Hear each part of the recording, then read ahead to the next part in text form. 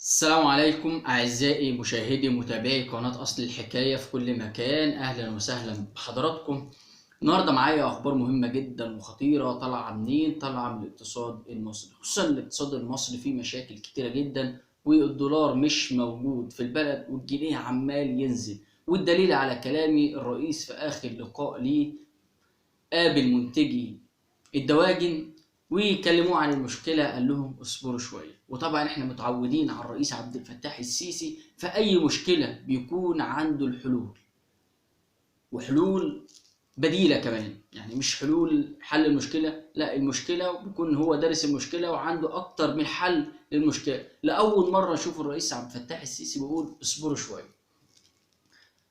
والسؤال الاهم هنا، هل الدولار هينزل ولا هيرفع؟ خصوصا ان حرب روسيا واوكرانيا بدأت انها تهدى.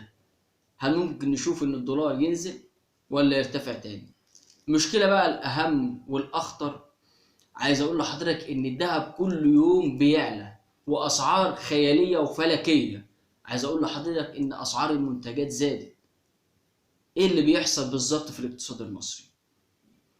النهارده ايضا هفجر لك مفاجأة كبيرة جدا، الصحف العالمية اتكلمت عنها والجرايد العالمية اتكلمت عنها. مفاجأة خطيرة جدا، وإن شاء الله يكون لها ثمار وإنتاج على الاقتصاد المصري، وتقدر إنها تخرج الاقتصاد المصري من الأزمة والمشكلة اللي هو واقع فيها حاليا. لك كل التفاصيل دي لازم أجيب لك أصل الحكاية من بدايتها. والحقيقة أنا عايز أقول لحضرتك حاجة مهمة جدا. المشهد الاقتصادي المصري غريب جدا. يعني سعر الدولار في البنك عامل 24.5، سعر الدولار في السوق السوداء 29.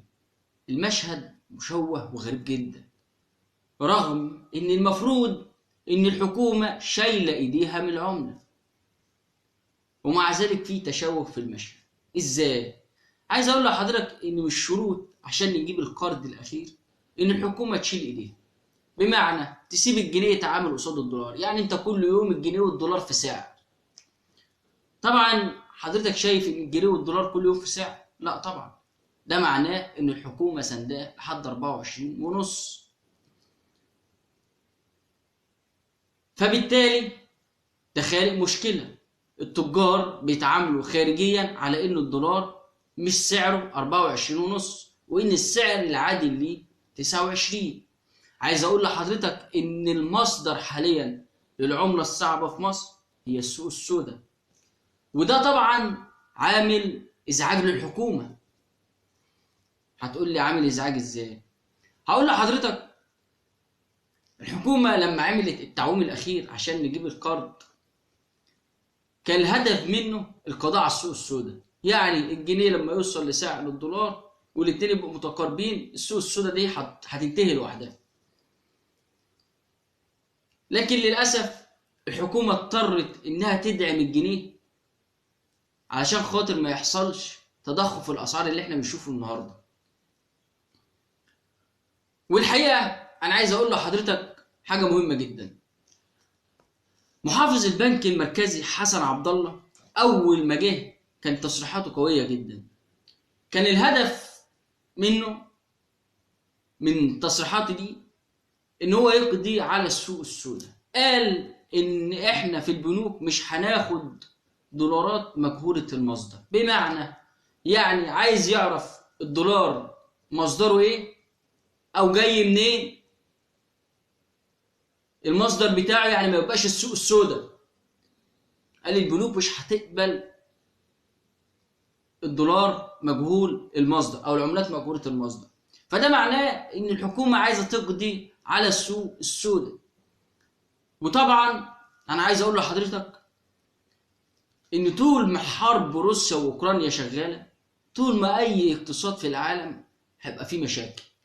مش بس عندنا في مصر اللي هنلاقي مشاكل، لا، احنا هنلاقي مشاكل في اقتصاديات العالم كله. معظم دول العالم عندها مشاكل في الاقتصاد، مش مصر لوحدها. نرجع لمشكلتنا في مصر. فسياسات حسن عبد الله محافظ البنك المركزي كان عايز يعرف الجنيه جاي منين، مصدره ايه ورايح فين. يعني عايز يقضي على السوق السوداء. فازاي الحكومه سايبه السوق السوداء وعماله تدعم في الجنيه قصاد الدولار. هتسالني سؤال دلوقتي، الجنيه هيرفع ولا هينزل قصاد الدولار؟ هقول لحضرتك الجنيه هينزل قصاد الدولار. بمعنى يعني احنا شايفين السعر دلوقتي 24 ونص، هيوصل ل 28 ممكن خلال اسبوع 2 3. لان عايز اقول لحضرتك ان عام 23 من اصعب الاعوام الاقتصاديه على معظم اقتصاديات العالم. الاقتصاديات كلها في العام ده عام خطير جدا. عام انا عايز اقول لحضرتك اغلب الاقتصاديات فيه تعبانه خالص. عايز اقول لك عام الاقتصاد فيه ربنا يستر فيه، لانه عام صعب جدا جدا جدا. عايز اقول لحضرتك كمان حاجه مهمه، الحكومه لازم انها تتجه الى التعويم الكامل. لازم تخش 2023 في تعويم كامل للعمله، تسيب الجنيه قصاد الدولار. ما ينفعش بقى انها تتبنى سياسه الديون لدعم الجنيه، لازم انها تسيب الجنيه والدولار مع بعض. وعلى فكره السيناريو ده اللي انت لازم تشوفه الفتره الجايه، مفيش سيناريو غير ده هتشوفه الفتره الجايه. يعني السيناريو ده هو اللي لازم هيتم تطبيقه الفتره الجايه، لان احنا عندنا مشاكل في الاقتصاد. الاقتصاد عندنا مشوه، السوق مشوه. فلازم عشان اشيل التشويه ده لازم الحكومه تعمل عمليه تعاون كامل وتسيب الجنيه والدولار يتعاملوا مع بعض. لان الحكومه لما سندت الجنيه التجار اتعاملوا على ان الجنيه اساسا، ان سعر الجنيه قصاد الدولار 29 و28، فبالتالي السوق السوداء نمت وقوت اكتر مما كان. انا عايز اقول لحضرتك ان الاعتماد في مصر النهارده على العمله الصعبه من السوق السوداء. فالموضوع ده في غايه الخطوره.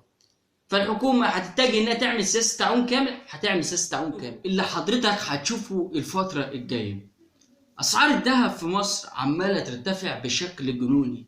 عيار 18 وصل ل 1348 جنيه، عيار 21 وصل ل 1600 جنيه. طيب السؤال الاهم، الذهب بيرتفع لكده؟ قلت لحضرتك اول حاجه وجود السوق السوداء. الناس اللي شايفه امن سلعه اللي هي ممكن تستثمر فيها الذهب، فاقبال على الذهب عالي جدا، فبالتالي سعر الذهب مرتفع بطريقه جنونيه. وعايز اقول لحضرتك هنا حاجه مهمه جدا، خد بالك ان سعر الذهب في مصر غير اسعار السوق العالمي. يعني احنا لو خدنا بالنا في السوق العالمي هنلاقي ان السوق العالمي الذهب بينزل، واحنا عندنا في مصر الذهب بيرتفع. بس اللي هتلاقيه بيرتفع اسعار السلع والمنتجات كلها بترتفع. الطبقه المتوسطه عندنا بيداس عليها، وحقيقي الطبقه المتوسطه انطحنت. لكن انا عايز اقول لحضرتك النهارده هفجر لك مفاجآت قويه جدا وخطيره جدا. المفاجآت دي لسه ما تمش تداولها في الاعلام المصري. يعني المفاجآت اللي انا جايبها لك دي عايز اقول لحضرتك انها لسه ما تمش الاعلام عنها في وسائل الاعلام المصريه. حاجات كده حصريه زي ما بنتكلم دايما. عايز اقول لحضرتك المفاجاه اللي انا جاي افجرها لك، وهي ان في شركه في مصر اسمها شيفرون. الشركه دي للتنقيب عن الغاز والبترول بقالها في مصر حوالي 80 سنه، لكن ما كانش ليها اكتشافات عظيمه، يعني زي ما بنقولوا اكتشافات قويه يعني. ولكن في موقع اسمه ميت، الموقع ده مخصص للنفط والغاز على المستوى العالم، يعني مش على مستوى مصر مثلا ولا الدول العربية، لا ده على مستوى العالم. بيقول ان شركة شيفرون اكتشفت في مصر حقل غاز يقدر ب3 تريليون متر مكعب، ولسه ما تمش الاعلان عنه في التلفزيون المصري. وده مهم جدا. مهم ليه؟ لان احنا بقالنا فترة ما عدناش بنسمع عن اكتشافات غاز وبترول ولا في استثمارات بتدخل ليهم. فعايز اقول لحضرتك ان ده هيكون عليه الاكتشاف ده هيكون عليه العين. وعايز اقول لحضرتك حاجة مهمة ايضا كمان، ان شركة إيني ايضا اكتشفت حقل يقارب لحقل زهر، وقالت ان مؤشراته الاولية للحقل ده، يعني انت بتتكلم في 17 تريليون قدم غاز جاي من الهواء. انا ما بتكلمش 17 تريليون قدم غاز حطوا ايديهم عليهم. وبيقول لك اقل حاجه الحقل ده ممكن يطلعها 11 تريليون مكعب غاز، يعني احنا بنتكلم في حوالي 2 مليار دولار حاجه جالك من الهواء. ايضا احنا بنتكلم عن حاجه مهمه جدا، وهي الاكتشافات دي مع الاكتشافات اللي تمت في الفترة المؤخرة، فدي كلها بتدخل عملة للبلد. أيضا بنتكلم مع المصريين في الخارج، بنتكلم مع السياح، هتبدأ العجلة إنها تدور تاني. ولكن إحنا في مشكلة اقتصادية، احنا داخلين على نقلة جديدة. لو بصينا ل 2022 هنلاقي حضرتك إن احنا صدرنا غاز، وبدأنا إن احنا نقلل الناتج المحلي. واللي ساعدك في كده الدول اللي كانت عندك في مؤتمر المناخ. هتقول لي ازاي؟ هقول لك حضرتك انت مش اترصد لك مبالغ ماليه على محطات الطاقه والكهرباء واللي بتعمل بالشمس وما الى ذلك؟ كل ده ليه؟ امريكا والمانيا حصل ما بينهم وبين مصر حاجه اسمها تبادل المنفعه. بمعنى انا هدعمك للطاقه النظيفه المتجدده في مقابل ان انت الغاز هتصدره لي لاوروبا. ولو بصينا هنلاقي اغلب صادرات مصر رايحه لاوروبا. فدي حاجه اسمها تبادل المنفعه. لو بصيت للدول بتاعت مؤتمر المناخ وركز في الموضوع ده كويس، هتلاقي ان امريكا والمانيا ساعدوا مصر علشان هم يتجهوا لمحطات الكهرباء النظيفه وما الى ذلك، بحيث انهم يسيبوا محطات الغاز دي يصدروها لاوروبا. ودي حاجه مهمه جدا وحاجه كويسه جدا لمصر، ان انت كده بتستفيد وبتفيد في نفس الوقت. واللي عايز اقوله لك اكتر بقى وحاجه مهمه جدا، من الصادرات بتاعتك رايحه لاوروبا. عايز تعرف ان انت اكبر مستورد غاز عندك هي تركيا. فاللي عايز اقوله لك ان القادم افضل، ومحدش عارف بكره في ايه، محدش عارف اللي جاي فيه ايه. واللي عايز اقوله لك طول ما حرب روسيا واوكرانيا دي موجوده، طول ما في مشاكل في الاقتصاد المصري. محدش عارف الحرب دي هتنتهي امتى. روسيا فقدت السيطره، العالم كله فقد السيطره على الحرب دي، لان روسيا عندها اهداف مش هتتراجع عنها نهائيا الا لما تحققها. الغرب وامريكا واوكرانيا عندهم اهداف ان هم عايزين يهزموا روسيا، فبالتالي الحرب دي فقدت السيطره فيه. امتى هتنتهي محدش عارف. محدش عارف اللي جاي فيه ايه، ومحدش عارف حتى لو انتهت هتنتهي على ايه. فالوضع خطير جدا، والوضع معقد جدا، مش بس في الاقتصاد المصري او في اي اقتصاد دولة تانية، لا، الوضع على مستوى العالم كله. احنا مش بنتكلم على الاقتصاد المصري بس هو المتضرر، ده معظم اقتصاديات العالم متضررة. بس اللي انا عايز اقوله لك ان الاقتصاد المصري مش بيقع. وسيبك بقى من كلام الناس اللي قاعده تقول لك ده الدولار هيوصل ل 40، ده الدولار هيوصل ل 50. الكلام ده كله مش هيحصل، لان وقتها هتبقى مشكله كبيره جدا للحكومه المصريه. هنسدد الديون اللي علينا ازاي؟